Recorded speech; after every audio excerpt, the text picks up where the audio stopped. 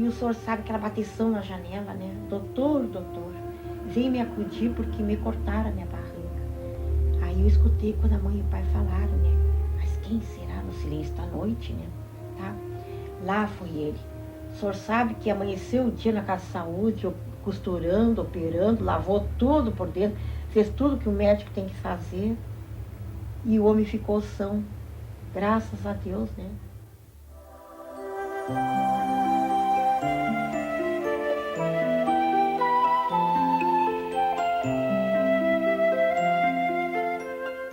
Quando eu conheci o Dr. Vitor, ele atendia muito a classe ferroviária, que eram nos áureos tempos da ferrovia, né?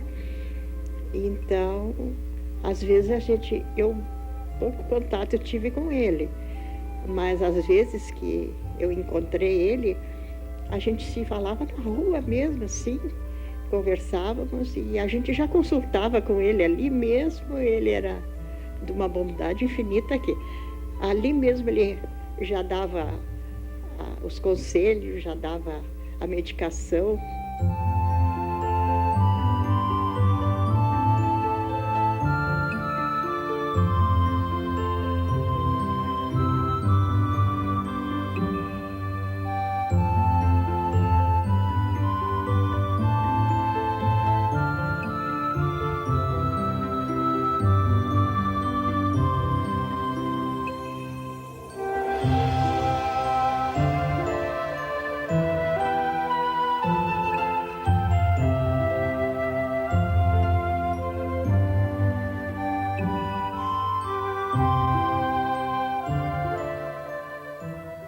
O doutor Vitor Mena Barreto foi levado até lá dentro de casa, era uma escada grande, alta, nossa casa é alta, né?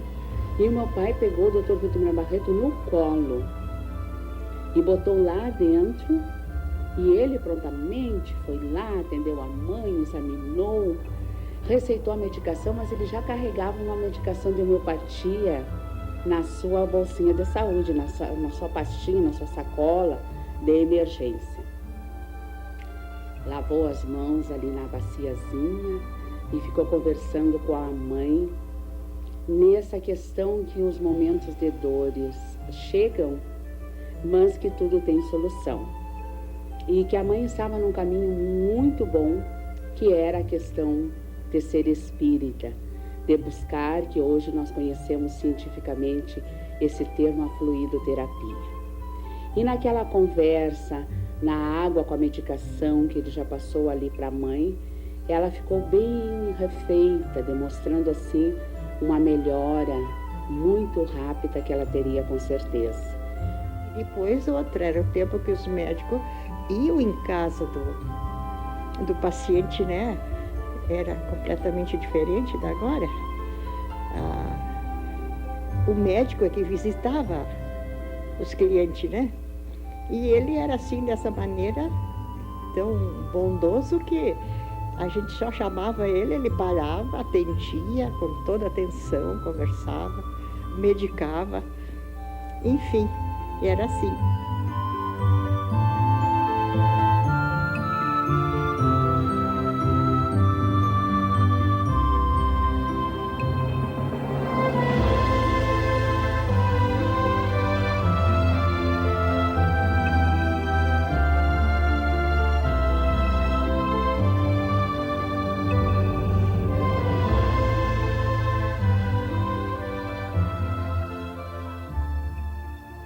Então ele, como não cobrava, então ele era muito chamado. Ele dava aquela receita ali, quando tu não, custava, vai comprar o remédio. Se o dinheiro que vai me dar para mim, compra o remédio. Era assim que ele tratava. E ele, ali, ele atendia, receitava, examinava e já receitava.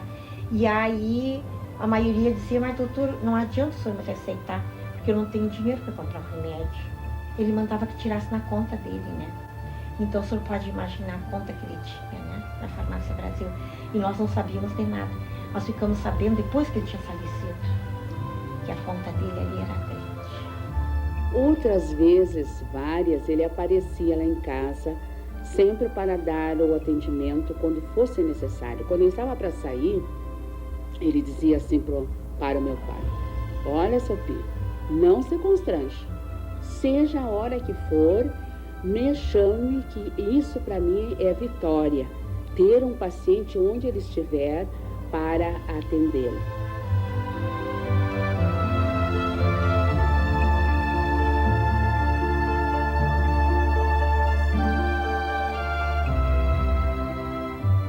Atender um doente lá no meio do mato, lá onde somente o cavalo ia.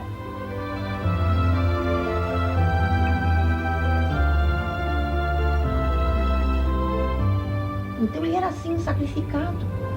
Eu considerei a vida do meu pai uma vida muito curta e muito sacrificada. De madrugada, com frio, com chuva, saía ele do conforto da caminha quente para ir atender às vezes uma pessoa.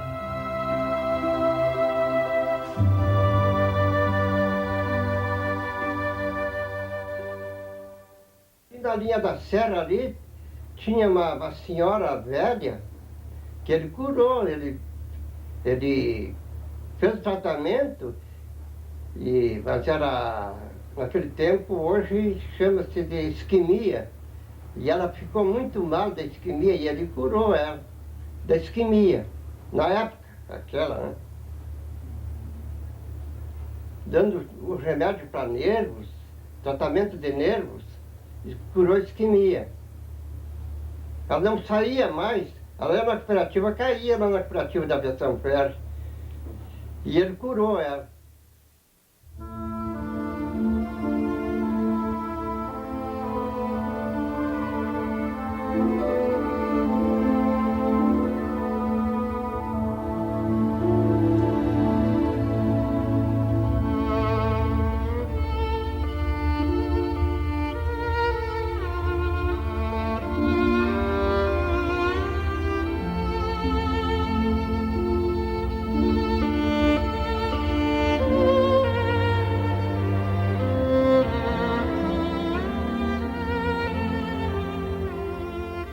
Aquela mensagem, o capitão chamou. E aí ele foi, né? Se apresentou. Aí deram o cavalo para ele, essa coisa toda. Tem que atravessar tal e tal caminho para entregar para o inimigo, lá para o chefe, né? Que seria, no caso, outro capitão ou outro major. Aí o mesmo cargo, que eu não sei qual teria, né? O inimigo. E ele foi com a mensagem de confiança. Foi ele o escolhido. E ele foi para levar.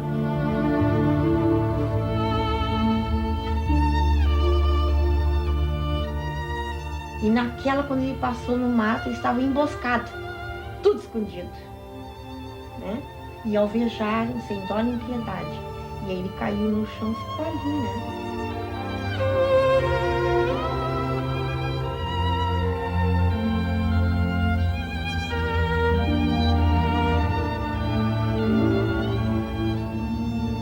Foi salvo e tudo, carregado para, eu acho que foi Juí. Ele ficou lá no hospital. E assim que foi sempre a vida dele, né? Sempre sacrificado.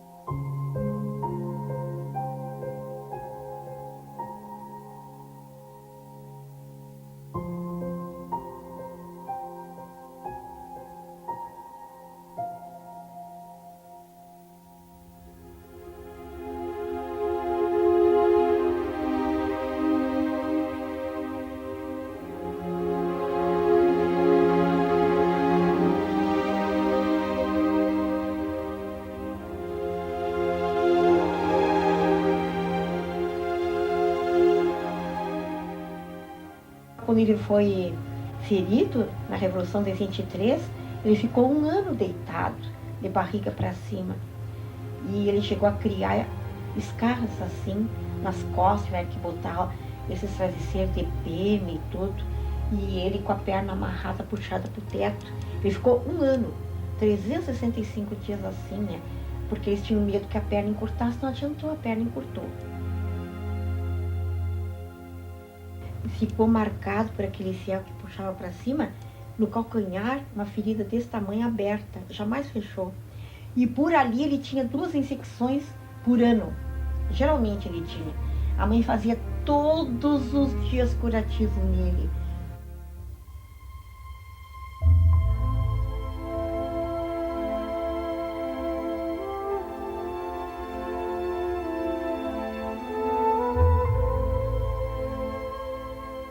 E ele lia, ele jantava, já ia se deitar, por causa da perna, né? A perna direita dele. Então ele ia se deitar. E naquilo ali, ele ficava até dormindo. E o cachorrinho dele do lado, o Mará. Que era o cachorrinho querido que ele tinha, o Mará e o Coti, os 2. Ele lia tudo que era livro, mas todos, acho que não deixou nenhum para trás.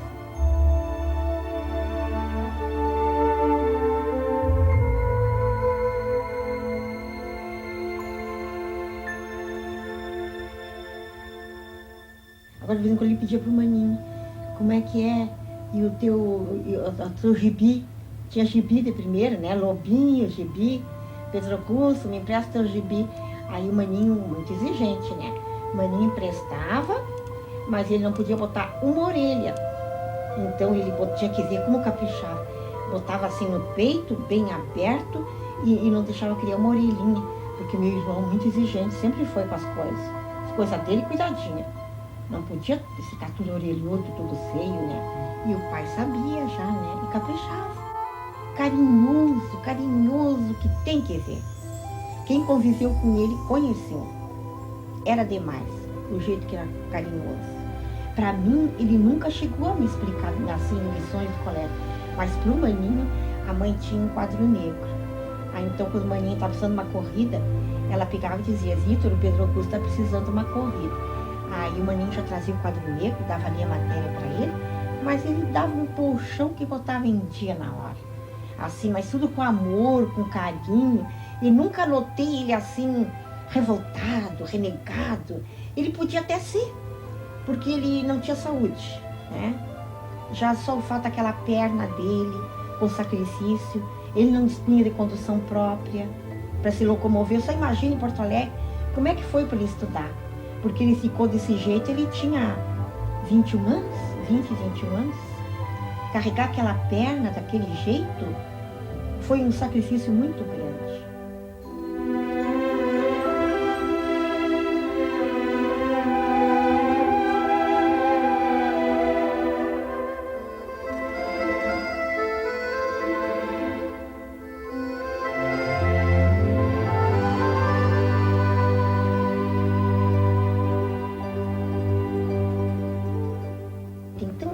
Era uma coisa assim diferente das outras. A gente via contar que esses médicos por aí desligavam o telefone, soltavam o cachorro. Lá em casa nunca teve isso. Muito pelo contrário, né? Qual é ele que põe atendo de qualquer hora do dia e da noite. E a caridade meu mano faz também. Igual. Moldou o espírito dele assim, uma coisa. Porque eu sempre acho que pai é aquele que cria, né? Querer falar na nossa infância e não falar nele, não dá. É impossível. Ele só pedia assim para nós. Eu sempre peço para Deus, ele dizia, que o dia que eu tiver que morrer, que não seja demorado. Porque eu já passei tanta coisa na minha vida.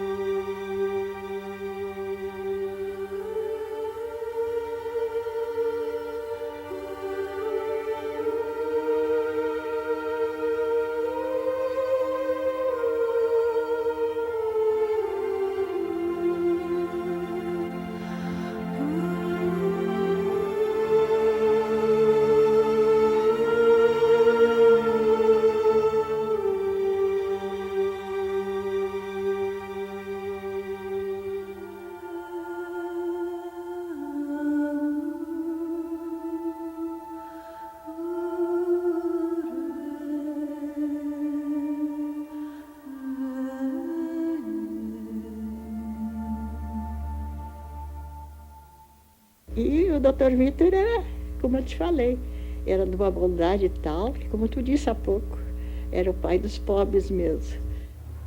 Para ele tinha aquilo como uma força espiritual, né? Então aquilo adiantava muito para ele. Ele era muito bem protegido pelas forças espirituais. Ele cumpria os mandamentos de Jesus, ser humilde e fazer a caridade. Isso ele cumpriu na vida material dele. E agora na espiritual também, né?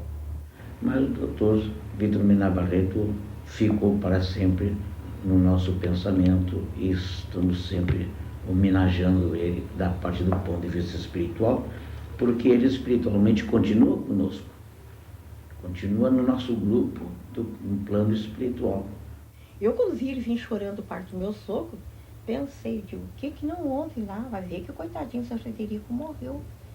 Aí ele veio, me abraçou e disse, minha filha, tu quando chegar em casa, diz para tua mãe que o velho Ribas mandou dizer para ela que não tem nem 30 dias que teu pai desencarnou.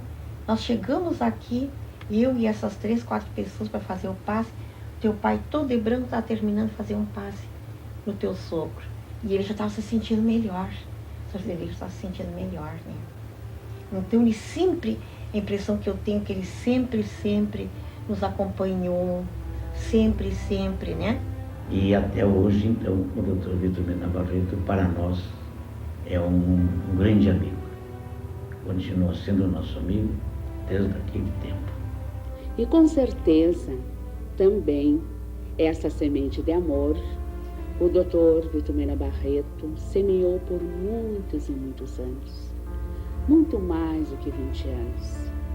E este amor permanece conosco em comunidade, no caso nós santamarienses, e na espiritualidade, com certeza deve haver um jardim infinito por tudo que ele fez e por tudo que ele faz até hoje com os mentores espirituais.